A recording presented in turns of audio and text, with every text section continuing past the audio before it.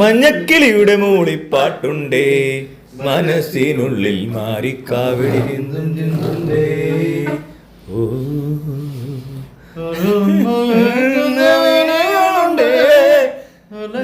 കുസൃതിക്ക് വളകളുണ്ടേ.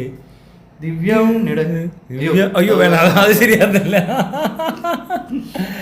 ആ ബറോസ് അങ്ങ് പൊട്ടിന്നാ കേട്ടെ. ഫേസ്ബുക്കിൽ പക്ഷെ വൻ വിജയമാണ്. ഫേസ്ബുക്കിലും ഇൻസ്റ്റാഗ്രാമിലൊക്കെ ആണല്ലോ ഈ മറ്റേ ബൂസ്റ്റ് അടിച്ച് കയറി വരും, അത് ഹിറ്റായിട്ട് ഓടുന്നുണ്ട്. വൻ വിജയം. ഇതുപോലൊരു സിനിമയില്ല.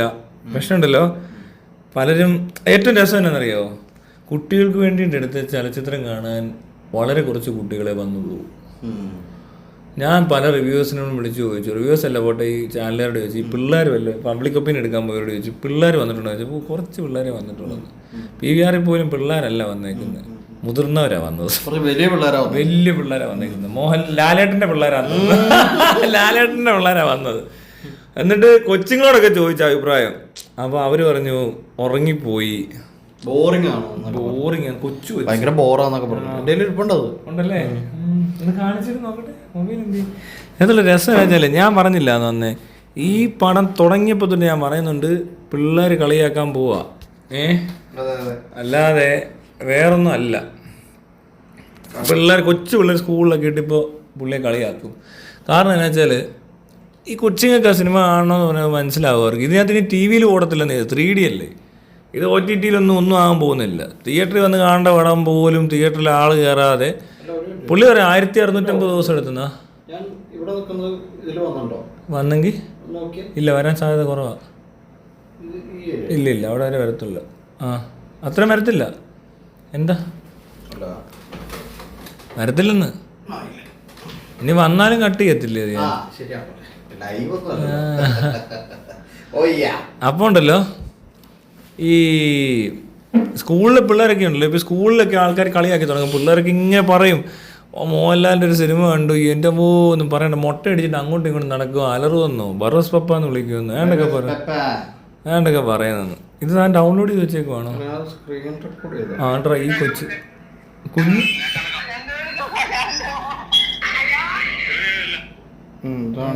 ആണ്ടാണ്ടാണ്, ഇതാ സാധനം ചെറുത്.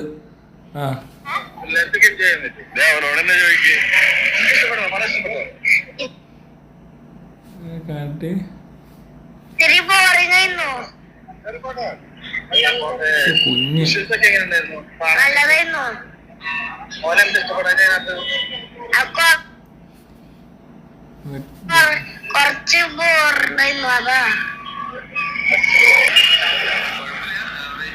വേറൊരു ചെക്കൻ ഇറങ്ങി ശരിക്കും കൊടുത്ത് ലാഗാണ്, ഫസ്റ്റ് ഹാഫിൽ ഉറങ്ങിപ്പോയി, അല്ല ഫസ്റ്റ് ഹാഫിൽ ഭയങ്കര ബോറാന്ന്, സെക്കൻഡ് ഹാഫിൽ ഉറങ്ങിപ്പോയി എന്നൊക്കെ ഉറങ്ങിപ്പോയി. പിന്നെ ആണ്ട് കിച്ചിലൊക്കെ കണ്ടെന്നൊക്കെ പറഞ്ഞാൽ ചെറുക്കൻ എടുത്തിട്ട് അലക്കുന്നുണ്ടായിരുന്നു ഒരു പയ്യൻ.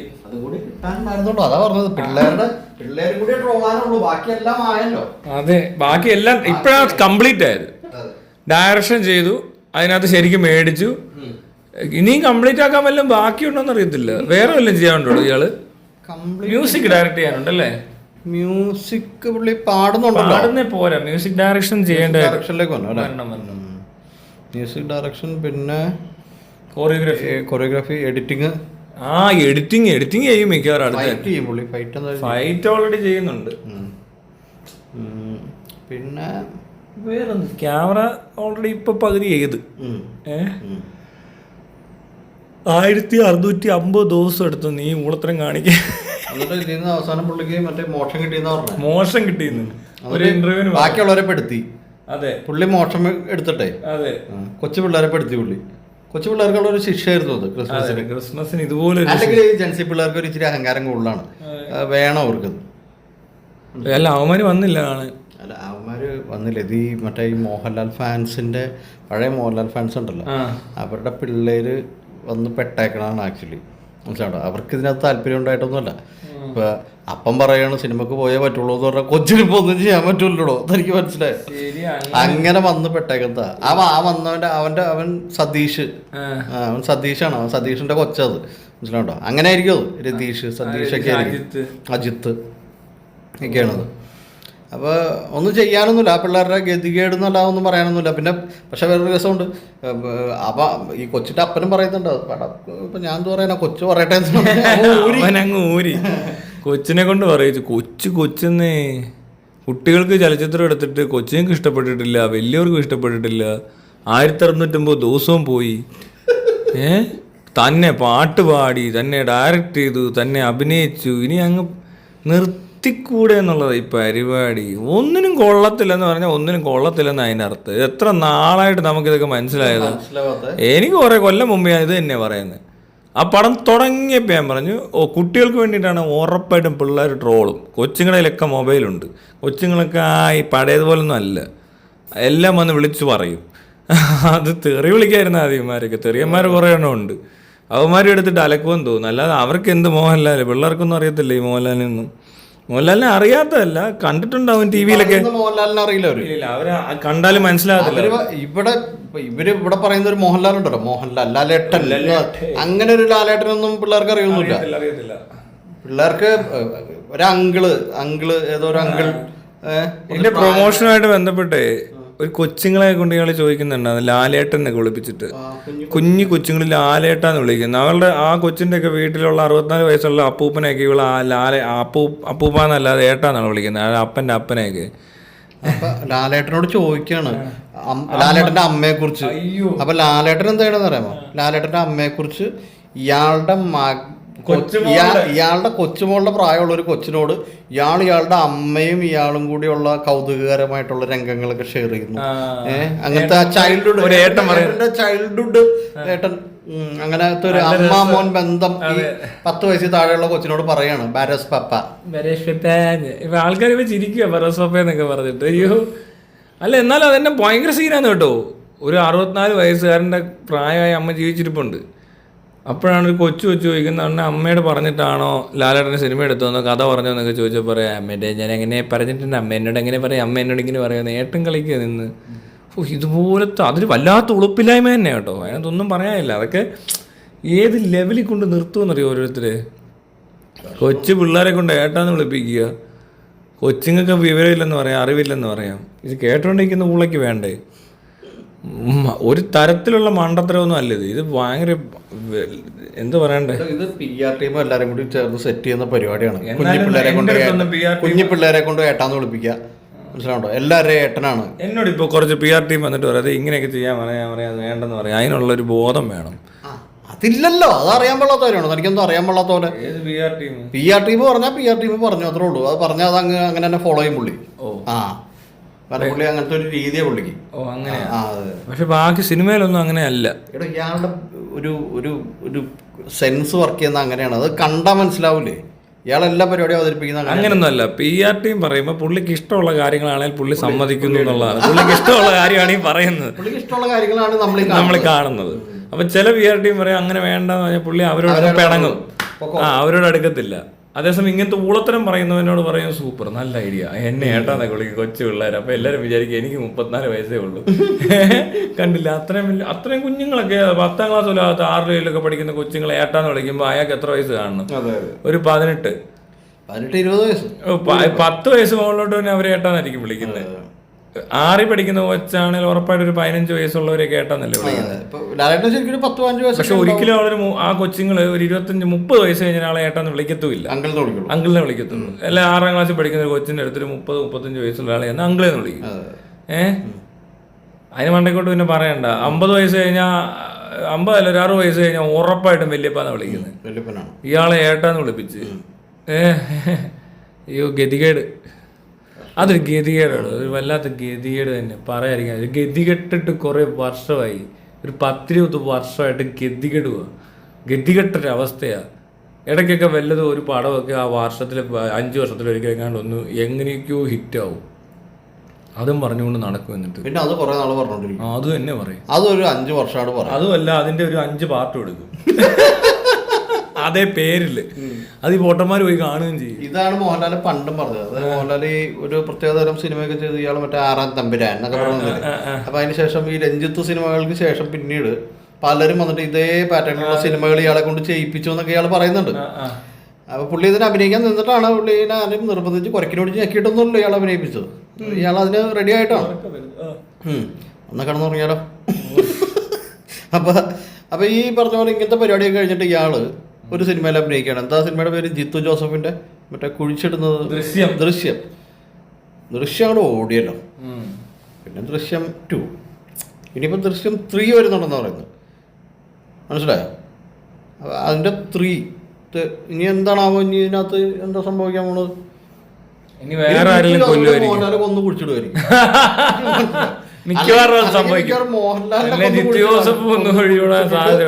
അത് കേരള പോലീസ് അന്വേഷിക്കുന്നു. അങ്ങനെ അങ്ങനെയായിരിക്കും. അങ്ങനെയാണെങ്കിൽ കൊള്ളാം കേട്ടോ.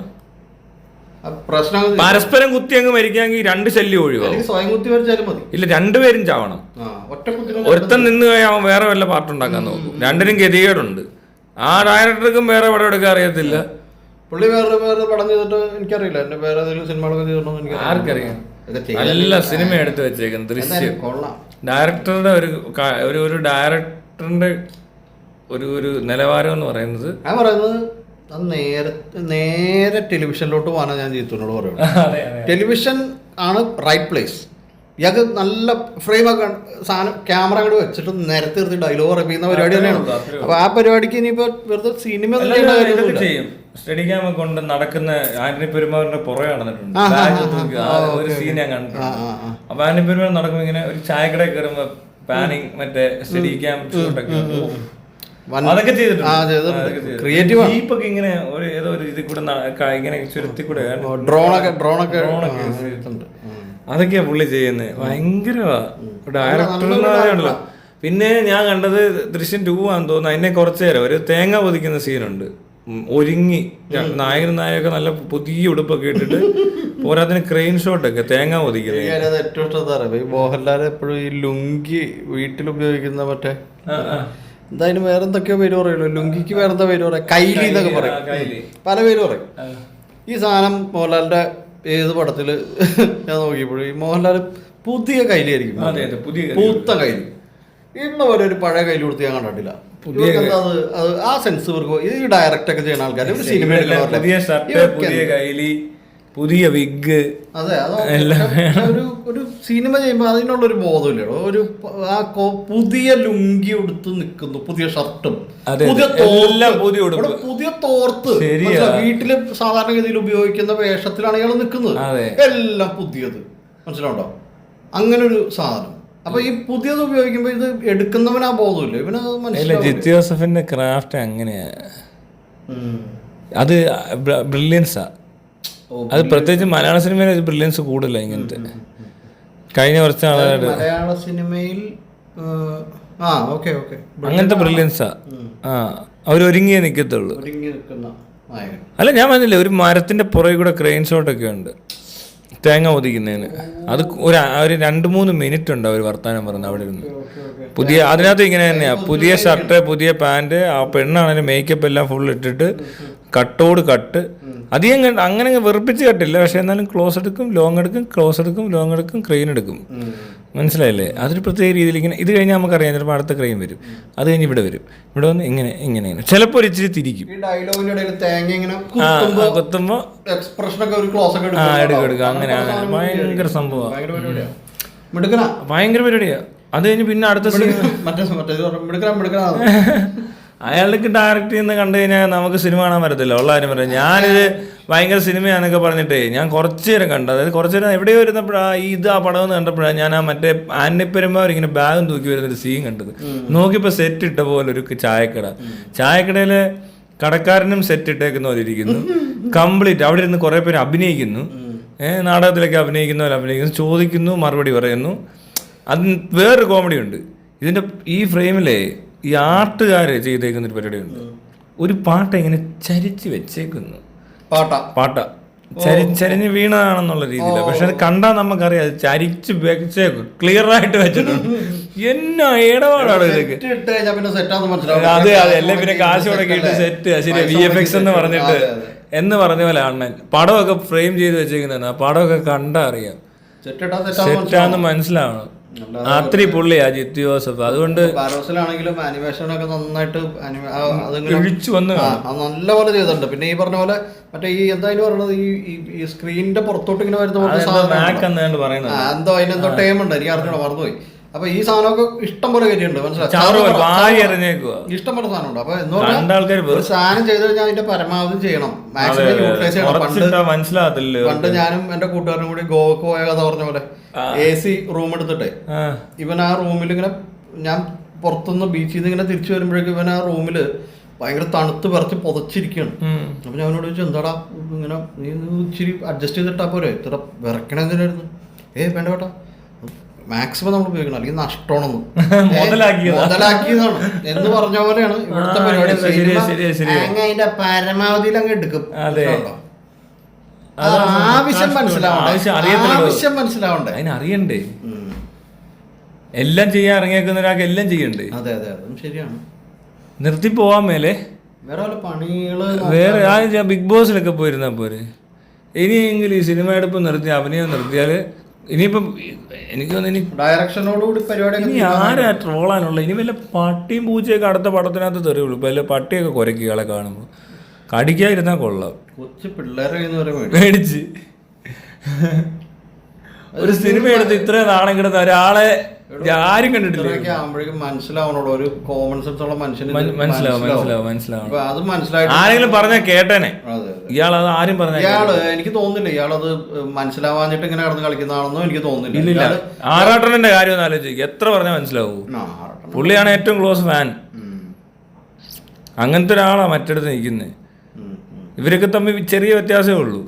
ഒരാളെ കുറച്ച് കാശായി പോയി, മറ്റേ ആൾ ഫേമസ് ആയിട്ട് കാശില്ലെന്നുള്ള ഒറ്റ പ്രശ്നമേ ഉള്ളൂ. എല്ലാ മലയാളികളെ ആറാട്ടനെ ഏറ്റെടുത്തേനെ. ആറാട്ടൻ്റെ കാശുണ്ടെന്ന് വിചാരിക്കുക, ആറാട്ടൻ വരുന്ന വെൻസലൊക്കെയാന്ന് വിചാരിക്കുക. എല്ലാവരും സാറേന്ന് വിളിച്ചുകൊണ്ട് പറയാൻ നടക്കും, സാഗലെടുത്ത് വിളിച്ചുകൊണ്ട് പോകും. 1 കോടി രൂപ കയ്യിലുണ്ടെന്ന് പറയുക. ബാല ഇരുന്ന് പറയുന്ന പോലെ. ബാല പറയുന്ന അത്രയും പൊട്ടത്തരം ഒന്നും ആറാട്ടനും പറയത്തില്ല. 250 കോടി വിഡ്ഢിത്തരം അത്രയും പറയത്തില്ല. എന്നാലും അത്രേ ഉള്ളൂ കാര്യം. കുറേ പൈസ വേണം, അയാളെ ഇറക്കിക്കൊണ്ട് നടക്കുമ്പോൾ അങ്ങനെ നടക്കണം. അപ്പം തന്നെ എല്ലാവരും അങ്ങ് ഒരു 70% ഇവിടെ ആളുകൾക്ക് അങ്ങനെ ഒരു സ്വഭാവമുണ്ട്. കാശുണ്ടല്ലോ, കാശുണ്ടെന്നുണ്ടെങ്കിൽ ഒരു ആവശ്യമില്ലാത്തൊരു ബഹുമാനം. അതെ. എന്നാൽ ഇത് വേറൊരു വിഭാഗം ആൾക്കാരുണ്ട് ഇവിടെ. കേരളത്തിൽ തന്നെ വേറൊരു വിഭാഗമുണ്ട്. കാശുണ്ടെങ്കിൽ നിനക്കുള്ളൂ, നിന്റെ ഇടയ്ക്കിട്ട പോടാ അങ്ങനെ പറയുന്നവരുണ്ട്. അതുണ്ട് ഇവിടെ, അതുകൊണ്ട് വലിയ കാശുകാരനാന്നൊക്കെ പറഞ്ഞ് വന്ന പോലെ ജാട ഇറക്കി ഓർഡറാന്ന് പറയും. അത് കൈ വെച്ചാ അവനെ ഊക്കി റെഡിയാക്കി വിടും. അങ്ങനെ പറയുന്നവരും ഉണ്ട്. അതുകൊണ്ട് പക്ഷെ ഇവിടുത്തെ 70% ആൾക്കാരും ഈ ഓച്ചാനിക്കൽ പാർട്ടീസാണ് മെയിൻ പരിപാടി. അങ്ങനെയൊക്കെ ഇയാൾക്ക് അങ്ങനെ ഓച്ചാനിക്കുന്ന 70% ആളുകൾ ഉള്ളതുകൊണ്ട് ഈ വാണമൊക്കെ ഐ മീൻ ഇങ്ങനത്തെ ആൾക്കാർക്കൊക്കെ ഇവിടെ സർവൈവ് ചെയ്യാൻ പറ്റും. അതെ അതെ, ആറാട്ടനെ പോലത്തെ വാണങ്ങൾക്ക്.